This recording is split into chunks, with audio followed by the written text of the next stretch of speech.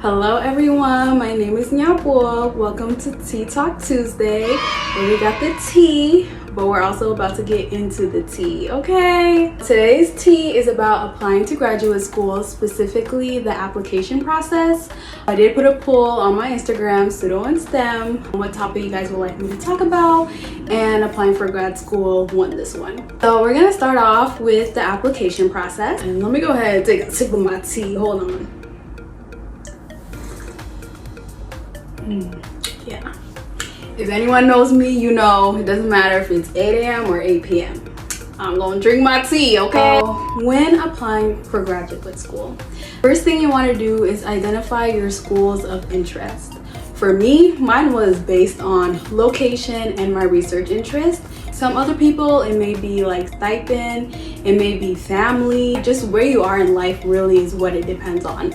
But for me, I chose off weather. Yeah, I was in the cold for too long. I needed heat, but maybe I asked for too much heat, not gonna lie, because it is hot here. Step 2, make a timeline. I promise you, if you have a timeline, an Excel sheet, everything organized, guys, let me tell y'all, organization is key. If you are organized, it will help you out so much. Create a timeline, find schools, and how you do that is based on your research interest. On Google, just type in what you're interested in, really. Go to the list of professors that are doing that research. Reach out to those professors. Just type a quick email, hey, my name is da-da-da-da. This is what I'm doing. Maybe I'm a senior in undergrad, or I'm taking gap year, research assistant, master's student, whatever you're doing. And be like, I am interested. I saw on the website, this is what your lab is working on. I'm interested. Honestly, sometimes the website might not be updated, and honestly, they're not even working on that thing anymore. So always remember to reach out to those professors that you are interested in, for sure. Reach out to lab members too, because lab members, they'll always keep it real. Like, even if they're not even telling you the truth, from the vibe that you get from them, you'll know if that's the place you want to be, truthfully. All right, so going back to the Excel sheet, have all the schools that you're interested in, and on that Excel sheet, also include those due dates of when the application is due. All right, so now let's get into the application part. There's 3 main things that each application most likely will require. There's a personal statement, research statement, and the letters of recommendation. The statement should be just a short story, mine was long and I had to cut it down. Let me tell y'all, like, the way my mentors and advisors helped me cut down my personal statement was crazy.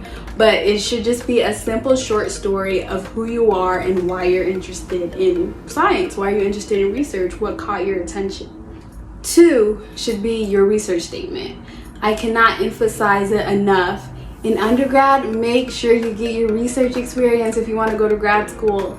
Those summers, baby, you cannot do the fast food chain. I mean, get in that lab, get into whatever to make sure you have some research experience. When you have research experience, it honestly lets you know what kind of research you want to do, because if you've never done it, how do you even know if you want to go to grad school, really? Just get in the lab, putting in the work, getting the research experience that you need. Join programs like McNair. If there's even bridge programs for masters, join those programs because they're there to help you. Make sure you start early on those. I would start as soon as summer. Just take a draft that you had before, even the draft that you used to get into undergrad, the draft that you used to apply for your research internships. Take that draft and tweak it. Tweak it to a way of what the school that you're applying to requires. Once you have that draft, send it over to your research mentor, send it over to an advisor.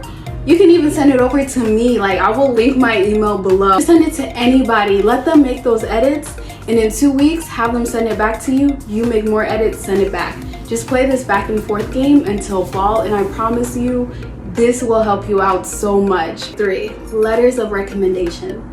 This is why I emphasize get your research experience.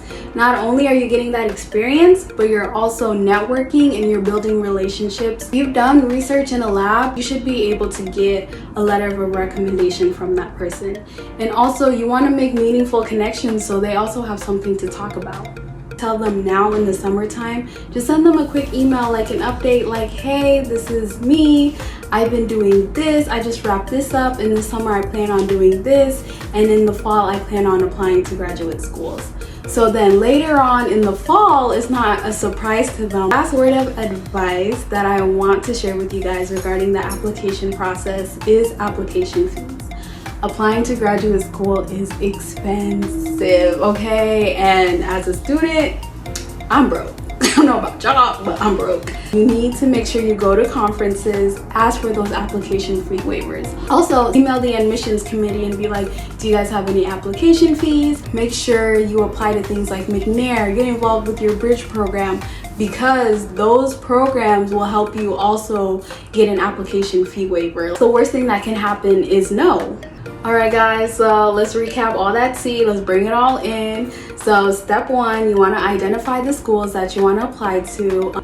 Next, organize that Excel sheet, put all the due dates in it. Reach out to the programs that you are interested in. Do you see yourself belonging there? Do you think the people there are happy? Can you vibe with those people? Step 3, start your application process.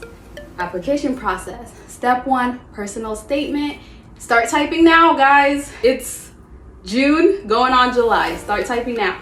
Get it done. Step 2, research experience. Get in that lab. Get your research experience. Make those connections. Step 3, letters of recommendations. Get those connections with your research mentor so they can write you an amazing letter of recommendation. Word advice, application fees. Make sure to ask about those application fee waivers. If you are a freshman, sophomore, junior, get involved in those programs.